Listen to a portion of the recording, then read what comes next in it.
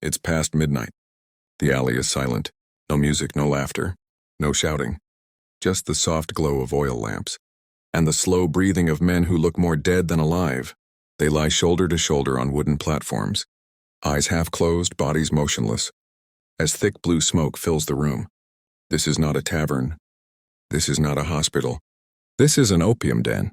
And for millions in 19th century China, this was where life quietly slipped away. Opium dens were everywhere in Qing-dynasty China. In major cities, in small market towns, hidden in narrow alleys behind respectable streets, yet outsiders were never meant to see them. Officials pretended they didn't exist. Families whispered about them in shame. Foreign visitors described them as scenes from nightmares. But for those inside, opium dens were not places of horror. They were places of escape, of comfort, of survival. Today, we are stepping inside one of the most forbidden spaces in Chinese history, to uncover how opium dens worked, who used them, and how an entire empire became trapped in smoke. Opium was not always a curse in China. For centuries, it was medicine, a powerful painkiller, a remedy for coughs, dysentery, and exhaustion. Doctors prescribed it carefully, in small amounts, with caution. But everything changed in the 1600s. When tobacco arrived from the Americas, smokers in southern China began mixing opium with tobacco. The effect was stronger, the sensation deeper. Soon pure opium smoking spread along the coast, and by the early 1700s the Qing government panicked.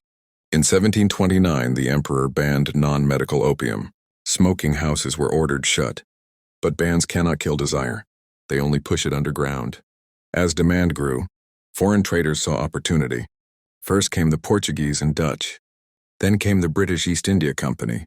Opium grown in India poured into China, illegally at first, then in vast quantities. By the 1820s, addiction had spread everywhere. Officials, scholars, soldiers, laborers, even palace servants. One Qing official warned that opium was a poison flowing into China, destroying families, draining productivity, hollowing the state from within. In 1839, an official named Lin Zexu finally acted. He seized foreign opium at the port of Canton, cracked open the chests, destroyed it publicly. Britain responded with war. China lost. And after the Opium Wars, the unthinkable happened. Opium became legal. The floodgates opened. By the late 1800s, opium dens were impossible to escape. Let's step inside one. You find it down a narrow alley, marked only by a faint smell. Sweet, bitter, heavy. Inside, the air barely moves. Smoke hangs low, blurring faces and softening edges. The room is dim, lit by flickering oil lamps. No windows. Low ceilings. Along the walls are raised wooden platforms.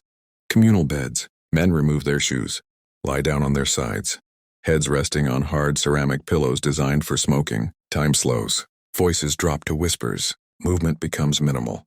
This is not chaos. It is stillness. Smoking opium is not casual. It is ritual. A small ball of thick, tar-like opium is lifted on a metal needle, held over a flame, roasted carefully until it bubbles and darkens. Too hot, it burns. Too cold, it fails. The smoker places the opium into the pipe's bowl, lies on his side, holds the bowl over the lamp flame. Then it's a slow, deep inhale. The vapor slides into the lungs. Warm, gentle, heavy. Exhale. Again. With each breath, muscles loosen. Thoughts blur. Worries dissolve. For a moment, everything feels fine.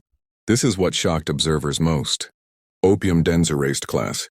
A wealthy merchant might lie beside a beggar, an official next to a porter, a scholar next to a rickshaw puller. Inside the smoke, everyone was equal. Some came for pleasure. Others came to escape pain. Many came simply to avoid withdrawal. Den keepers knew regulars by name. Some smokers had favorite spots, favorite pillows, their own pipes. To them, this was not decadence. It was routine. But comfort had a price. Hours passed unnoticed. Days blurred together. Men spent entire nights in dens, sleeping on wooden platforms, emerging at dawn hollow-eyed. Families lost income, bodies weakened.